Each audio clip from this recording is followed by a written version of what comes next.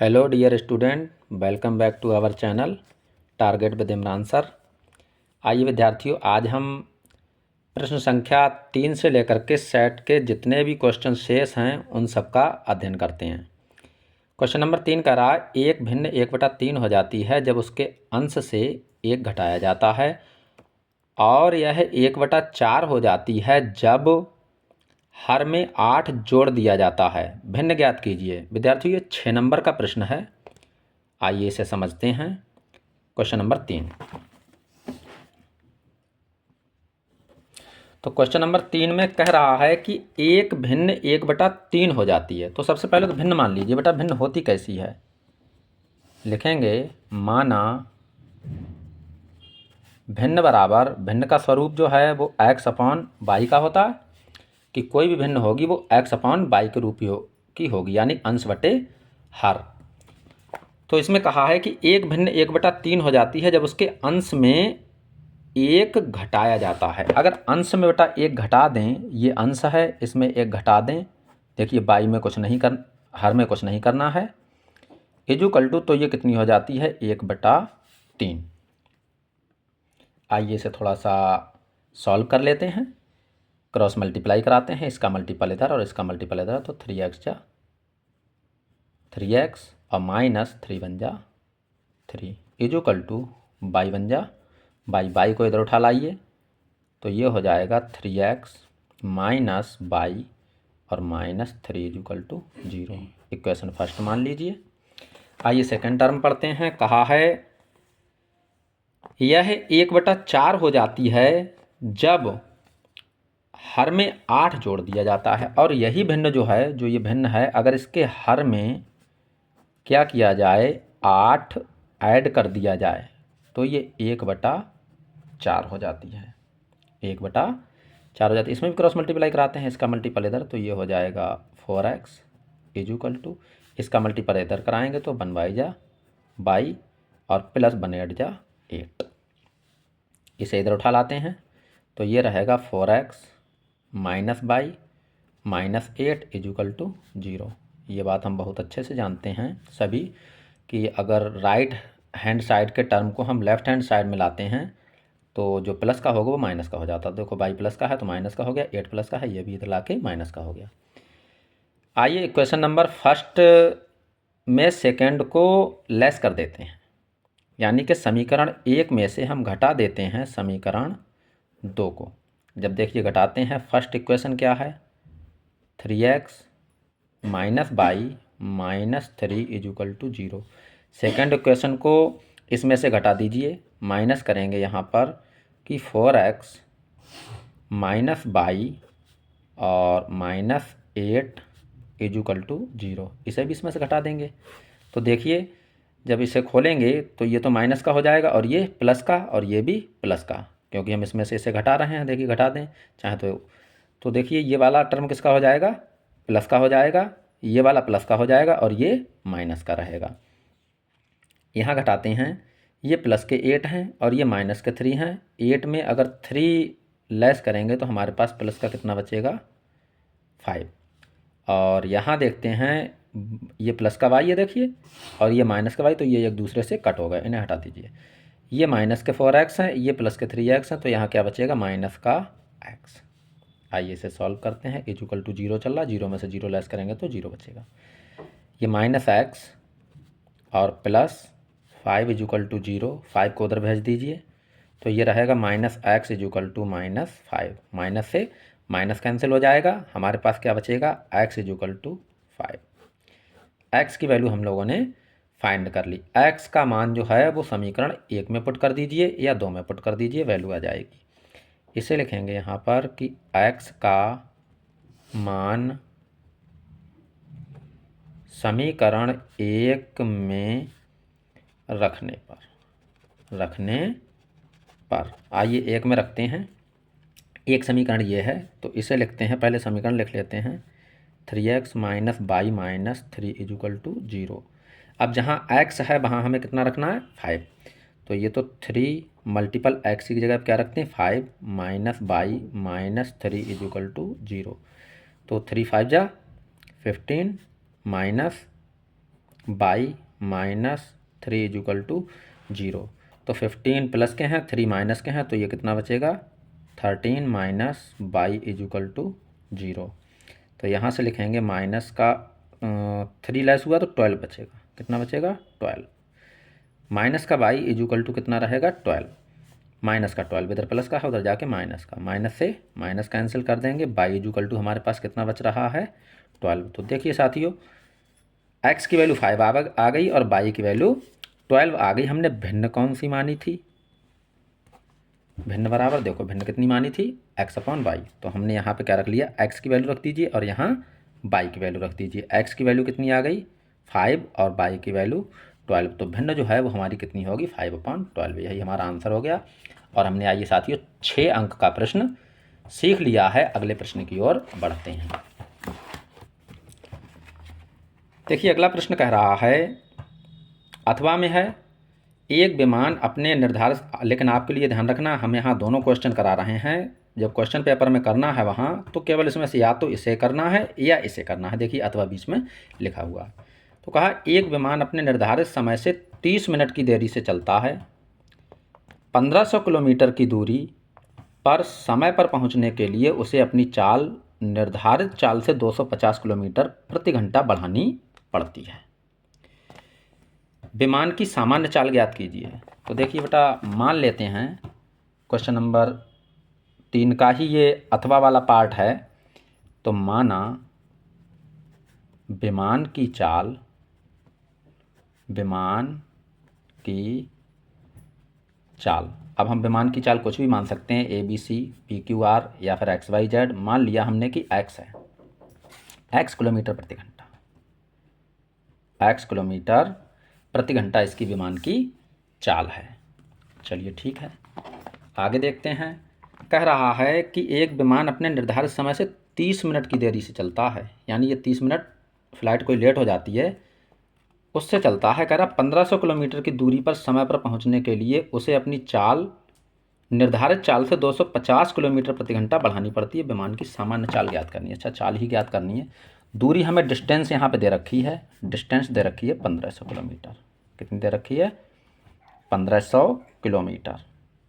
अब 1500 किलोमीटर अगर इसकी डिस्टेंस है तो हमें फार्मूला पता है एक कि समय बराबर होता है समय बराबर दूरी बटे चाल, यानी कि चाल x है तो x रख देंगे।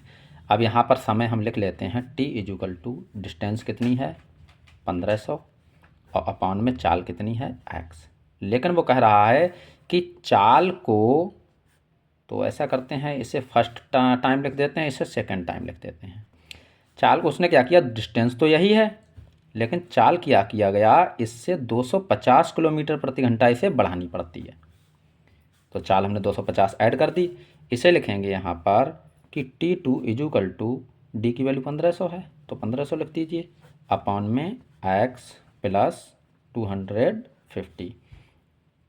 तो इसे क्या करता है कि ये जो विमान चलता है तो इसे आधा घंटा देरी से पहुंचता है। अगर इन दोनों का डिफरेंस निकाल दें तो कितना होगा हाफ आवर। अगर हम यहाँ लिखें कि T1 minus T2 equal to कितना होगा 1500 बटे x और माइनस इधर लिखेंगे यहाँ पर कि 1500 बटे में x प्लस 250, x प्लस 250 इसे ब्रैकेट में लिख लेते हैं। आइए T1 और T2 कितना समय रहता है आधा घंटा। कितना आधा घंटा, आधे घंटे ही तो देरी से चल रहा था ये। आइए अब इसे सॉल्व कर लेते हैं। इसका मल्टीपल इधर करा देते हैं, इसका मल्टीपल इधर करा देते हैं। तो 1500 का मल्टीपल x से कराएंगे तो ये तो हो जाएगा 1500 और x, और इस 1500 का मल्टीपल 250 से कराएंगे तो प्लस प्लस ये तो प्लस ही रहेगा।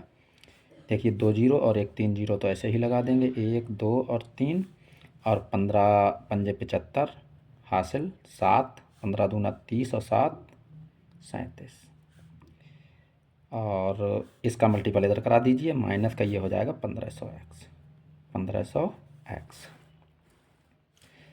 अपॉन में इसे लिखेंगे आप x की मल्टीपल इससे करा दो तो x की मल्टीपल इससे कराएंगे तो ये हो जाएगा x स्क्वायर और प्लस x की मल्टीपल 250 से कराएंगे तो ये हो जाएगा 250x। तो देखिए ये 1500 जो हैं वो प्लस के हैं और ये 1500 माइनस के हैं x। दोनों को हमने कट कर दिया, हमारे पास बच रहा है 1/2 बराबर, इधर तो बच रहा है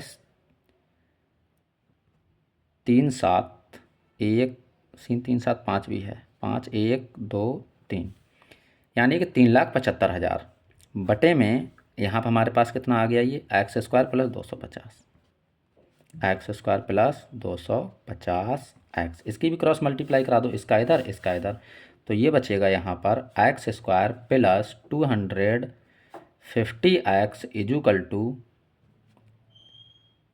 इसकी मल्टीपल 2 से करा देंगे, चलो यहाँ लिख देते हैं 37, 5 1 2 3 0 और गुणा में ये 2 चला जाएगा। तो ये रहा यहाँ पर x² plus 250x equal to, ये 1 2 3 0 का 3 0, 2 5 जा 10, कैरी 1, 2 7 जा 14 और 1 15, कैरी 1, 2 3 जा 6 एंड 1 7। ठीक है, यानी कि 7,50,000। आइए अब इस 7,50,000 को इधर ले आते हैं, तो इसे लिखेंगे x² plus 250x minus 7,50,000 equal to क्या बचा, 0। देखो उधर प्लस का था, इधर टर्म आके माइनस का हो गया। अब देखो 7,50,000 के ऐसे फैक्टर करो कि जोड़ने या घटाने पे तो 250 आए, लेकिन गुणा कराने पे 7,50,000 आए। तो इसे यहाँ पे लिखते हैं x² प्लस का अगर हम इसे बेटा 1,000 ले लें और माइनस का अगर हम यहाँ पर 750 ले लें, तो बेटा देखो 1,000 में से 750 घटेगा तो 250 बचेगा, और 1,000 का जब गुणा हम 750 से कराएंगे तो हमारे पास में 7,50,000 आएगा इजुकल टू 0। लेकिन 7,50,000 और लिखिए यहाँ पर, माइनस का 7,50,000 इजुकल टू 0 लिख देते हैं। तो देखो एक जोड़ा ये बना और एक जोड़ा ये बना, इस जोड़े में से जो भी कॉमन है उसे कॉमन निकाल लीजिए। हमारे पास में x कॉमन है तो बचा क्या, x प्लस 1,000, और इस वाले जोड़े में से हमारे पास माइनस का 750 कॉमन है, तो हमारे पास ये बचा क्या, x प्लस 1,000 इजुकल टू 0। देखो दोनों ब्रैकेट एक जैसे मिल गए, एक जगह लिख देंगे x प्लस 1,000, और दूसरे ब्रैकेट में जो बचा हुआ है वो लिख देंगे, यानी कि x माइनस 750 इजुकल टू 0। या फिर ऐसे हम कह सकते हैं कि x प्लस 100 और x प्लस 100 को कॉमन निकाल लिया, जो बचा वो दूसरे ब्रैकेट में लिख दिया। आइए आगे बढ़ते हैं, लिखेंगे जब x प्लस 1,000 इजुकल टू 0, तब x की वैल्यू बेटा यहाँ से कितनी होगी, ये 1,000 उधर भेजा तो माइनस का 1,000 आएगा, एक तो वैल्यू ये आ गई। दूसरी देखते हैं, जब x माइनस 750 इजुकल टू 0, तब क्या होगा, तब के लिए कंडीशन क्या होगी, x इजुकल टू 750। अच्छा एक बात बताइए, विमान की चाल कभी भी ऋणात्मक हो सकती है, तो ऋणात्मक तो हो नहीं सकती, हमेशा चाल कैसी होगी, धनात्मक। तो विमान की जो चाल है वो कितनी हो गई, 750 किलोमीटर प्रति घंटा। तो यही हमारी क्या हो गई, यहाँ पर चाल हो गई विमान की, जो कि हमें निकालना था। आइए हमने इस प्रश्न को भी सीख लिया, जो कि 6 अंक का प्रश्न था। अगले प्रश्न की ओर चलते हैं। आइए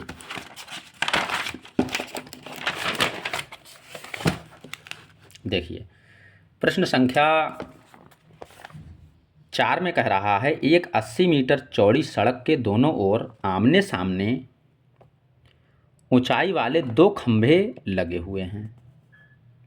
आमने सामने समान ऊंचाई के 2 खंभे लगे हुए हैं। खंभों के बीच सड़क पर स्थित किसी बिंदु से इन दोनों खंभों के शिखर के उन्नयन कोण क्रमशः 60 अंश और 30 अंश हैं। खंभों की ऊंचाई और खंभों से बिंदु की बीच की दूरी भी ज्ञात करनी है। तो देखो बेटा, एक सड़क जो है वो कितनी है, 80 मीटर चौड़ी है। मान लेते हैं क्वेश्चन नंबर ये 4 है, हमने कहा कि ये मान लो यहाँ पर सड़क है और इस सड़क की जो चौड़ाई है वो 80 मीटर है। कितनी है, 80 मीटर। एक खंभा सड़क के इस ओर लगा हुआ है और एक खंभा सड़क के इस ओर लगा हुआ है, और दोनों खंभों की ऊंचाइयां जो हैं वो क्या हैं, बराबर हैं। जितनी इस खंभे की ऊंचाई है उतनी ही इस खंभे की ऊंचाई है। यहाँ कहीं पे कोई बिंदु है तो ये क्या करता है, यहाँ अगर हम इसे मिला दें इस बिंदु से, और इस रेखा को भी हम क्या करें यहाँ पर इस बिंदु से मिला दें, तो इसने कहा है कि 60 अंश और 30 अंश का कोण बन जाता है। तो यहाँ तो ये 60 अंश का कोण बन जाता है और इधर ये कितने का बनता है, 30 अंश का कोण बनता है। देखो टोटल डिस्टेंस जो है बेटा वो 80 है यहाँ से यहाँ तक, जो सड़क की चौड़ाई है। आगे क्या कह रहा है कि 80 मीटर चौड़ी सड़क के दोनों ओर आमने सामने समान ऊंचाई वाले दो खंभे लगे हुए हैं। खंभों के बीच सड़क पर स्थित किसी बिंदु से इन खंभों के शिखर के उन्नयन कोण 60 और 30 अंश हैं। खंभों की ऊंचाई और खंभों से बिंदु की दूरी ज्ञात कीजिए। अच्छा, इस बिंदु से इस खंभे की दूरी भी ज्ञात करवा रहा है। तो आइए देखते हैं, इसे नाम दे देते हैं कोई भी, यहाँ से नाम दे देते हैं ए बी, चलो इसे सी दे देते हैं, सी, ये डी और ये ई। अब देखो इसमें दो त्रिभुज बन रहे होंगे बेटा, कि त्रिभुज ए बी सी एक बन रहा है और एक सी डी ई त्रिभुज बन रहा है। तो इन त्रिभुजों में आइए देखते हैं, अगर यहाँ पर हम यहाँ से यहाँ तक की जो डिस्टेंस है वो कितनी माने। मान लिया हमने यहाँ से यहाँ तक की डिस्टेंस x है, कितनी मान ली, x है। तो ये आगे वाली डिस्टेंस कितनी बची, तो ये तो बचेगी 80 में से x कम, 80 में कितनी होगी, x कम। ये जो h है ये h के बराबर, ऊंचाई दोनों खंभों की समान है। आइए क्वेश्चन नंबर त्रिभुज एक में घुस जाते हैं इसमें, कि ए बी सी, त्रिभुज ए बी सी में इसमें एंट्री कर लेते हैं। त्रिभुज ए बी सी में थीटा बराबर कितना है बेटा, यहाँ से थीटा बराबर तो 60 डिग्री है, और लंब बराबर कितना है यहाँ पर, जो कि खंभे की ऊंचाई है। लंब बराबर यहाँ पर क्या है, h, और आधार क्या है, आधार बराबर हमें गिवन है x। तो जिसमें ऐसा फार्मूला लगाइए जिसमें थीटा दिया हो, लंब और आधार लगे। तो हमारे पास में पता है फार्मूला कि tan थीटा बराबर होता है कि लंब बटे आधार। जिन बच्चों को याद नहीं है वे याद कर लें। यहाँ फार्मूला लगाएंगे tan थीटा, थीटा की वैल्यू बेटा 60 है, इक्वल टू लंब कितना है, h है, अपॉन में आधार कितना है, x है। tan 60 की वैल्यू सब जानते हैं, √3 होती है, equal to h upon x है। इसकी मल्टीपल इधर करा दो तो ये हो जाएगा √3x इक्वल टू h, यानी कि h की वैल्यू हमें यहाँ आ गई है √3x। आइए देखते हैं, त्रिभुज दूसरे में चले जाते हैं, कि त्रिभुज ECD कह दो या DCE कह दो, ECD या DCE। चलिए DCE में थीटा बेटा कितना है, इसका थीटा 30 है, लंब कितना है, h है, और आधार कितना है, 80 माइनस x। आइए इसे फार्मूला लगाते हैं जिसमें लंब और आधार लगे। तो tan थीटा इक्वल टू लंब बटे आधार होता है। यहाँ से फार्मूला लगाते हैं, वैल्यू लगाते हैं, tan थीटा, थीटा की वैल्यू बेटा 30 अंश है, बराबर लंब की वैल्यू h है और आधार की वैल्यू 80 माइनस x है। tan 30 की वैल्यू हम सब जानते हैं, 1/√3 होती है, equal to h upon 80 minus x। Cross multiply करा देते हैं, इसका इधर, तो ये हो जाएगा 80 माइनस x इक्वल टू ये हो जाएगा √3 और h। देखो h बराबर कितना है, √3x, तो h की जगह पर √3x रख दीजिए। इसे लिखेंगे यहाँ पर 80 minus x equal to √3 multiple h की वैल्यू कितनी, √3x। तो देखिए ये तो रहा यहाँ पर 80 माइनस x इक्वल टू √3 मिलकर के क्या हो जाता है, 3 और मल्टीपल x। तो x को एक तरफ कर दीजिए, तो ये x इधर अगर ले जाएंगे तो इधर बचेगा 80 इक्वल टू ये हो जाएगा 3x और प्लस एक्स। इसे लिखेंगे यहाँ पर 80 इजुकल टू 4x। सीधा करके लिख लीजिए कि 4x इजुकल टू 80। तो x की वैल्यू यहाँ से कितनी आ जाएगी 80/4, यानी कि x इजुकल टू हम यहाँ से लिख सकते हैं 4 दूना 8। x की वैल्यू कितनी आ गई 20। अब मीटर दिया है तो मीटर, किलोमीटर दिया है तो किलोमीटर। आइए सवाल में देखते हैं। सवाल में कह रहा है कि 80 मीटर, तो इसकी वैल्यू कितने में आएगी मीटर में। x की वैल्यू कितनी आ गई 80 मीटर। x का मान किसी समीकरण में रख दीजिए। समीकरण आइए मान लेते हैं, ये समीकरण नंबर 1 मान लेते हैं, ठीक है। तो x का मान समीकरण 1 में रखते हैं। लिखेंगे यहाँ पर कि x का मान समीकरण 1 में रखने पर। अब एक समीकरण देखिए, बहुत ध्यान से देख लीजिए। 1 नंबर समीकरण क्या है h इजुकल टू √3x। तो h इजुकल टू √3x है, तो यहाँ लिखते हैं h equal to √3 and x। h equal to x की वैल्यू अभी हम निकाल चुके हैं। √3 इंटू x की वैल्यू कितनी आई थी अभी 20। देखिए बताया यहाँ पर 20 हम लोग निकाल चुके हैं x इजुकल टू। तो आइए इसे देखते हैं कि h इजुकल टू रहा 20√3। h इजुकल टू कितना रहा 20√3। तो देखो हाइट हमने यहाँ से निकाल ली है और दोनों खंभे समान ऊंचाई के हैं, तो खंभों की ऊंचाई कितनी हो गई 20√3 मीटर। चाहे तो √3 की वैल्यू लगा के और इसे थोड़ा आगे सॉल्व कर सकते हैं कि √3 की वैल्यू होती 1.732, तो 20 का मल्टीपल उससे करा देंगे, आंसर आगे फाइंड कर लेंगे। लेकिन यही छोड़ दीजिए। अब हमसे क्या पूछ रहा है कि पूछा है इन्होंने कि खंभों की ऊंचाई और खंभों से बिंदुओं के बीच की दूरी, बिंदु के बीच की दूरी पूछी है। जो ये बिंदु है देखो यहाँ पर कि जो ये बिंदु है यहाँ से यहाँ तक और यहाँ से यहाँ तक, तो यहाँ से यहाँ तक की दूरी कितनी है, यानी कि बिंदु की इस खंभे से दूरी तो x है और इस खंभे से दूरी कितनी 80 माइनस x। तो लिखेंगे बिंदु C से खंभे, कौन सा खंभा ले लें, हम ले लेते हैं AB, ठीक है। खंभे AB की दूरी बराबर कितनी है बेटा यहाँ पर x, तो कितनी हो जाएगी ये 20 मीटर। और फिर लिखते हैं कि बिंदु C से खंभे, अब AB की खंभा ले लिया, अब क्या ले लेते हैं DE के बीच की दूरी ये जो है, ठीक है। जो DE खंभा है इसके बीच की दूरी तो यही है ना, तो इसे लिखेंगे यहाँ पर खंभे D और E के बीच की दूरी, या की दूरी लिख लो, कि दूरी बराबर कितना है 80 में x कम। तो इसे क्या लिखेंगे यहाँ पर 80 माइनस 20 बराबर कितना हो गया 60 मीटर। तो एक आंसर ये हो गया, एक ये हो गया। दोनों खंभों के बीच की दूरी पूछी, एक की 20 मीटर है और एक की 60 मीटर है, और ऊंचाई कितनी है 60√3 मीटर। आइए अगले प्रश्न की ओर बढ़ते हैं। आज साथियों थोड़ा वीडियो लंबा होने वाला है कि क्वेश्चन जो हैं अभी हमारे पास में 3 और शेष हैं, इन्हें भी आइए देखते हैं, अन्यथा एक क्वेश्चन करा के अगले 2 प्रश्नों को अगली वीडियो बना देंगे। देखिए कहा है अथवा में है या तो ये करना है या ये करना है, लेकिन हम दोनों सिखा रहे हैं तुम लोगों के लिए, तुम्हें पेपर में एक ही करना है। अथवा में कह रहा भूमि के एक बिंदु से 20 मीटर ऊंचे भवन के शिखर पर लगी एक मीनार के तल और शिखर के उन्नयन कोण क्रमशः 45 अंश और 60 अंश हैं। मीनार की ऊंचाई ज्ञात करना है, ठीक है।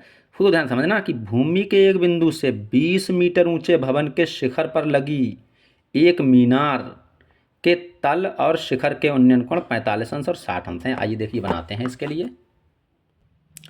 देखिए साथियों, तो मान लिया कि यहाँ से यहाँ तक ये तो मकान की ऊंचाई है और इसके ऊपर ये मकान के ऊपर लगी हुई है कोई संचार मीनार अर्थात कोई टावर। अब किसी भी भूमि पर किसी स्थित बिंदु से हम यहाँ से देखते हैं तो मकान के शिखर का उन्नयन कोण जो है वो हमारे लिए प्राप्त होता है 45 अंश। और जब हम इसी बिंदु से इस मीनार के शिखर को देखते हैं तो जो ये बड़ा वाला कोण है ये बन रहा है 60 डिग्री। कितना बन रहा है? 60 डिग्री। आइए, और भूमि के एक बिंदु से 20 मीटर ऊंचे भवन की ऊंचाई यहाँ पे हमें दे रखी है। कितनी दे रखी है? 20 मीटर। जो भवन है यानी कि मकान है उसकी ऊंचाई हमें 20 मीटर दी है। अच्छा, इससे ऊपर ये ऊंचाई को क्या मान लें? तो इस ऊंचाई को आइए x मान लेते हैं। क्या मान लेते हैं? x मान लेते हैं, जो भी ऊपर की ऊंचाई है। अच्छा, टोटल ऊंचाई को हम क्या मानेंगे? तो हम इसे मान लेते हैं 20 प्लस x। जो ये टोटल ऊंचाई होगी यहाँ से यहाँ तक की, तो 20 प्लस x मान लेते हैं। आइए नामकरण कर देते हैं इसका A, B, C और D। पहले त्रिभुज हम CAB में चले जाते हैं। क्वेश्चन नंबर ये बेटा इसी का अथवा वाला है, चौथे का। तो इसे लिखेंगे यहाँ पर कि त्रिभुज CAB में देखो थीटा बराबर जो है वो बेटा 45 डिग्री है, लंब बराबर जो है वो बेटा 20 मीटर है, ये मीटर है, और आधार जो है वो हमें बेटा पता नहीं, आधार निकालना है यानी AB। क्या निकालना है? AB बराबर हमें ज्ञात करना है। तो आइए ऐसा कोई फार्मूला लगाएं जिसमें लंब बटे आधार लगता हो। तो या तो tan थीटा है या cot थीटा है, जो मर्जी करे वो वैल्यू लगा लो। हम यहाँ पर tan थीटा का ही यूज करेंगे। tan theta is equal to लंब अपॉन आधार। वैल्यू लगा दीजिए। tan थीटा की वैल्यू 45 इज इक्वल टू लंब की वैल्यू 20 मीटर। लंब देखो बेटा 20 मीटर है और आधार कितना है? AB। क्या है?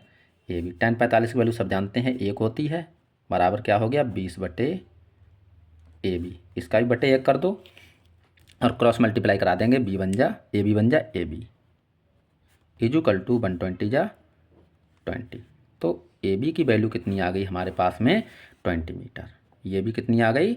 20 मीटर आ गई। तो आइए अब जब ये 20 मीटर आ गई तो अब हम बड़े त्रिभुज में चले जाते हैं। लिखेंगे यहाँ से कि त्रिभुज DAB में थीटा देखिए बेटा कितना है? थीटा इज इक्वल टू तो 60 है। लंब कितना है? लंब बेटा है 20 प्लस x, और आधार कितना है? आधार भी लिख लीजिए। आधार तो अब हमें ज्ञात हो गया 20 है। तो आइए यहाँ से भी फॉर्मूला लगाते हैं। tan theta is equal to लंब बटे आधार। तो देखिए यहाँ पर tan theta is equal to लंब बटे आधार लगाएंगे तो थीटा की वैल्यू यहाँ पर कितनी लगाएं? tan थीटा की तो वैल्यू बेटा 60 अंश है, इज इक्वल टू लंब कितना है? 20 प्लस x है, और आधार कितना आ गया? 20। तो tan 60 की वैल्यू हम सभी जानते हैं कि √3 होती है, इज इक्वल टू ये रहेगा यहाँ पर 20 प्लस x और बटे में 20। इसका बटे 1 कर लेंगे, क्रॉस मल्टीप्लाई करा देंगे, इसका मल्टीपल इधर, इसका मल्टीपल इधर, तो ये हो जाएगा √3 मल्टीपल 20 इज इक्वल टू ये हो जाएगा 20 प्लस x को यहीं रहने देते हैं, इसे इधर उठा लाएंगे तो ये हो जाएगा 20√3 और माइनस 20। ये वाला 20 प्लस का है, इधर 20 चला आया तो इसमें से 20 कॉमन ले लेंगे तो हमारे पास बचेगा √3 minus 1 is equal to x की वैल्यू हमारे पास आ गई है कि 20 और ब्रैकेट में √3 माइनस 1। चाहे तो इसे और सॉल्व कर लीजिए। x इज इक्वल टू इसे लिखेंगे यहाँ पर 20 ब्रैकेट में √3 की वैल्यू लगा दीजिए 1.732 माइनस कर देंगे 1। x इज इक्वल टू इसे लिखेंगे 20, इसकी वैल्यू लगाएंगे तो ये बचेगा हमारे पास 0.732। आइए इसकी मल्टीप्लाई करा देते हैं। लिखेंगे इसे x इज इक्वल टू 1 0 का 1 0 लगा देंगे, 2 2 जा 4, 2 3 जा 6 और 2 7 जा 14। और पॉइंट कितने के बाद? 1 2 3 के बाद, तो 3 के बाद पॉइंट लगा दिया तो हमारे पास x की वैल्यू जो आ गई वो आ गई यहाँ से 14.64 मीटर। तो ये जो है मीनार की ऊंचाई निकल के आ गई। आइए साथियों, हम लोगों ने 6 अंक का एक और प्रश्न सीख लिया है, और हमसे क्या पूछा था कि मीनार की ऊंचाई ही पूछी थी, और हमने मीनार की ऊंचाई यहाँ पर बता दी है। आइए प्रश्न संख्या 5 की ओर चलते हैं। थोड़ा सा लंबा वीडियो होगा साथियों, देख लेते हैं। 5 नंबर क्वेश्चन कह रहा है एक लकड़ी के एक ठोस बेलन के प्रत्येक सिरे पर एक अर्धगोला खोदकर निकालते हुए चित्रानुसार एक खिलौना बनाया गया है। यदि बेलन की ऊंचाई 10 सेंटीमीटर और आधार की त्रिज्या 3.5 सेंटीमीटर है, इस खिलौने का संपूर्ण पृष्ठीय क्षेत्रफल ज्ञात कीजिए। पाई बराबर 22/7 लेना है। तो देखिए ये चित्र बना हुआ हमारे पास में है, तो चलिए चित्र को भी ड्रॉ कर लेते हैं। तो आइए साथियों, चित्र को ड्रॉ कर लिया है और खिलौने का हमें संपूर्ण पृष्ठीय क्षेत्रफल ज्ञात करना है। देखिए हमें आर जो है वो 3.5 गिवन है, तो हम यहाँ लिख लेंगे रेडियस जो है वो कितनी दे रखी है 3.5 सेंटीमीटर, और जो हाइट है यानी कि ऊंचाई ये दे रखी है हमें बेटा 10 सेंटीमीटर, 10 सेंटीमीटर। अच्छा, खिलौने का जो संपूर्ण पृष्ठीय क्षेत्रफल ज्ञात करना है, तो जरा आइए समझते हैं इसे। एक तो अगर हम यहाँ से बेलन का वक्र पृष्ठ निकाल लें और दूसरा आधा गोला इधर आधे गोले का वक्र पृष्ठ और आधे गोले का इधर वक्र पृष्ठ, तो एक गोला हो जाएगा। अगर इस आधे गोले को और इस आधे गोले को इसे उठा के यहाँ ऊपर लगा दिया जाए तो ये पूरा गोला बन जाएगा। तो पूरे गोले का अगर वक्र पृष्ठ लगा दिया जाए और एक बेलन का वक्र पृष्ठ लगा दिया जाए तो इसका संपूर्ण पृष्ठ निकल आएगा। तो देखो इसका संपूर्ण पृष्ठीय क्षेत्रफल को ए मान लिया है, ठीक है। तो ए बराबर लिखेंगे यहाँ पर कि बेलन का वक्र पृष्ठ, बेलन का वक्र पृष्ठ और प्लस एक गोले का वक्र पृष्ठ। ध्यान देना बेटा, ये आधे आधे गोले हैं, हमने एक गोला यहाँ पे लिख लिया, एक गोले का वक्र पृष्ठ। तो देखो हम जानते हैं कि बेलन का वक्र पृष्ठ जो होता है वो होता है 2πr/h और प्लस गोले का वक्र पृष्ठ होता है 4πr²। आइए यहाँ से कुछ कॉमन है तो कॉमन निकाल देते हैं। एक तो 2π कॉमन है और r भी कॉमन है, तो यहाँ बचेगा h+r। इसकी वैल्यू लगाते हैं। पाई की वैल्यू वो हमसे कह चुका है कि 22/7 ले लीजिए, तो हमने यहाँ 2 गुणा पाई की जगह पे ले लिया 22/7 गुणा r जो है वो दे रखी है 3.5, ब्रैकेट में इसे लिखेंगे h की भी वैल्यू गिवन है हमारे लिए कितनी 10 और प्लस r की वैल्यू कितनी गिवन है हमें 3.5। आइए इसे सॉल्व करते हैं। 7 × 7 और 7 5 × 35, ठीक है। तो इसे सॉल्व करते हैं। 22 दूना 44 गुणा 0.5 बचा मल्टीपल यहाँ बचेगा 10 में ये जोड़ेंगे तो 13.5। इसे सॉल्व करेंगे तो 5 चौक 20 और 5 चौक 20 और 1 20 और 2 22, ठीक है। यहाँ 1 के बाद पॉइंट है तो पॉइंट लगा देंगे। गुणा में अभी हमारे पास बच रहा है 13.5। आइए इसकी गुणा करते हैं। 22 पंजे 110 हासिल 11, 22 तियाँ 66, 66 और 11 77 हासिल 7, 22 एकम 22, 22 और 7 29। 1 0 ये है, ये यहाँ लगा देते हैं। हमारे पास 1 और 1 2 के बाद दशमलव है तो 2 के बाद दशमलव यहाँ लगा दिया, तो हमें आंसर के रूप में क्या प्राप्त हुआ 297 सेंटीमीटर स्क्वायर। क्षेत्रफल हमेशा सेंटीमीटर स्क्वायर में, यानी चाहे वो संपूर्ण पृष्ठीय क्षेत्रफल पूछे चाहे वक्र पृष्ठ पूछे, तो ये क्षेत्रफल हमेशा किस में आता है सेंटीमीटर स्क्वायर में। आइए ये भी क्वेश्चन हमने सीख लिया है। एक प्रश्न और बचता है बेटा, इसी का सेकंड खंड करना हमें फिलहाल पेपर में एक ही है, यही वाला केवल, लेकिन पेपर में हमें एक करना है। यहाँ पर हम दोनों सीखते हैं। आइए अथवा वाला देखते हैं। एक ठोस एक अर्धगोले पर खड़े शंकु के आकार का है। शंकु और अर्धगोले की त्रिज्याएं समान हैं तथा इनकी माप 3 सेंटीमीटर है। यदि ठोस की ऊंचाई 6 सेंटीमीटर हो तो ठोस का आयतन ज्ञात कीजिए। आइए देखते हैं, इसका चित्र बनाते हैं पहले।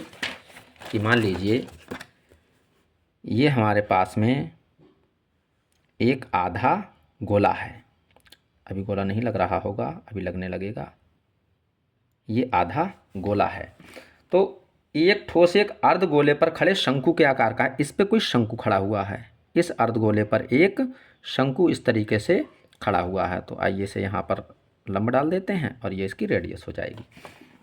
अब जो कह रहा है उसके अकॉर्डिंग चल जाते हैं कि शंकु और अर्धगोले की त्रिज्याएं समान हैं। ठीक है। तथा इनकी माप जो है वो 3 सेंटीमीटर, जो त्रिज्याएं हैं आर की माप हमें गिवन है कितनी, 3 सेंटीमीटर। ठीक है, चाहे वो शंकु के लिए हो और चाहे अर्धगोले के लिए हो, दोनों के लिए आर जो है वो समान है। आगे कह रहा है यदि ठोस की ऊंचाई 6 सेंटीमीटर हो, ये जो पूरा ठोस है इसकी पूरी ऊंचाई दे रखी है 6 सेंटीमीटर, यहाँ से और यहाँ तक की जो हाइट बन रही है वो 6 सेंटीमीटर है। तो कह रहा है ठोस का आयतन ज्ञात करना, हमें जो ये ठोस बना है इसका आयतन ज्ञात करना है। ये क्वेश्चन नंबर बेटा 5 का सेकेंड क्वेश्चन है। नामकरण कर दें इसका, इसे लिख देते हैं ए बी सी, बीच वाले बिंदु को ओ मान लीजिए, जो ये बिंदु है। तो देखिए ये अगर 6 सेंटीमीटर है और इसकी जो त्रिज्या है ये अगर 3 है, तो बेटा ये भी क्या होगी, 3 होगी। तो ऊपर वाला ये हाइट कितनी बचती है, 3 सेंटीमीटर, क्योंकि बेटा जितना ये जो अर्धगोला है, अर्धगोले का व्यास जो है वो यहाँ से कितना होगा 6, तो जितनी त्रिज्या होगी उतनी ही ये कर्व होगी, कहीं पर भी इसकी दूरी हम यहाँ से नाप लें। तो ये अगर 3 है तो ये भी ऊपर वाला कितना है, 3 है। आइए अब हम इसका हमसे पूछा है आयतन, तो हम यहाँ पर लिखेंगे कि ठोस का आयतन, क्या लिखेंगे, ठोस का आयतन बराबर लिखेंगे यहाँ पर अर्धगोले का आयतन, अर्धगोले का आयतन प्लस एक शंकु बन रहा है, तो लिखेंगे यहाँ पर कि शंकु का आयतन। अब देखिए ठोस का आयतन जो है, अर्धगोले का आयतन क्या होता है, गोले का तो होता है 4/3 पाई आर की घात 3, तो इसका कितना होगा 2/3 पाई आर की घात 3, प्लस शंकु का आयतन होता है 1/3 पाई आर स्क्वायर एच। इसमें कुछ कॉमन है तो कॉमन निकाल दीजिए, वरना छोड़ दीजिए। देखो 1/3 भी कॉमन है दोनों में, यहाँ से, पाई भी कॉमन है तो पाई को निकाल लीजिए, आर स्क्वायर कॉमन है तो आर स्क्वायर को कॉमन निकालिए, जो बचा वो लिख दीजिए। यहाँ बचा है 2r और प्लस यहाँ क्या बचा है h, क्योंकि पाई आर तो पूरा यहाँ से कॉमन आ गया। अब देखिए यहाँ पर h की वैल्यू कितनी गिवन है, 3, यहाँ लिख लीजिए कि h इक्वल टू कितना है 3 सेंटीमीटर। आइए इसे सॉल्व करते हैं। 1/3 मल्टीपल पाई की वैल्यू बेटा 22/7 ही लगा लीजिए, और गुणा आर की वैल्यू कितनी गिवन है 3, तो 3 का हम क्या लगा लेंगे स्क्वायर, ब्रैकेट इसे लिखेंगे 2 मल्टीपल आर की वैल्यू 3 है, प्लस एच की भी वैल्यू कितनी है 3। आइए इसे सॉल्व करते हैं। इसे लिखेंगे 1/3 मल्टीपल 22/7 मल्टीपल इस 3 के स्क्वायर को हम लिख सकते हैं 3 मल्टीपल 3, और ये रहेगा 2 3 जा 6 और प्लस 3 9। आइए इसे 3 से 3 को कट कर देते हैं, हमारे पास हम बचेगा 22 3 66 और बटे में 7, गुणा में ये 6 और 9 मिल के कितने हो गए बेटा 15। इसे सॉल्व करेंगे तो ये हो जाएगा 15 छक्का 90 और 15 छक्का 90 और 9 99 और बटे में कितना है 7। आइए इसे सॉल्व करते हैं, 7 से भाग दे देते हैं, 7 एकम 7 बचेगा 2 हो जाएगा 29, तो 7 चौक 28 बचेगा 1 हो गया 10, 7 एकम 7 बचा 3 दशमलव लगाया 30 हो गया, 7 चौक 28 बचा 2, 7 दूना 14 बचा 6 और 7 अट्ठे 56। तो हमारे पास में इसका आंसर आ जाएगा 141.428 है, तो 3 लिख के निकल जाइए। 3 आयतन हमेशा बेटा किसमें सेंटीमीटर क्यूब में, मीटर में दे रखा होता तो मीटर क्यूब, यहाँ सेंटीमीटर दिया है तो सेंटीमीटर क्यूब लिख लिया। आइए हमने यहाँ पर 6 नंबर के 3 प्रश्नों को हल कर लिया है, अर्थात 6 क्वेश्चन को हल किया है, लेकिन हमें परीक्षा में सिर्फ 3 ही क्वेश्चन 6 नंबर के करने हैं। हमने 18 अंक प्राप्त कर लिए और हमें मिनट लगे हैं बेटा लगभग 39। Thanks for watching.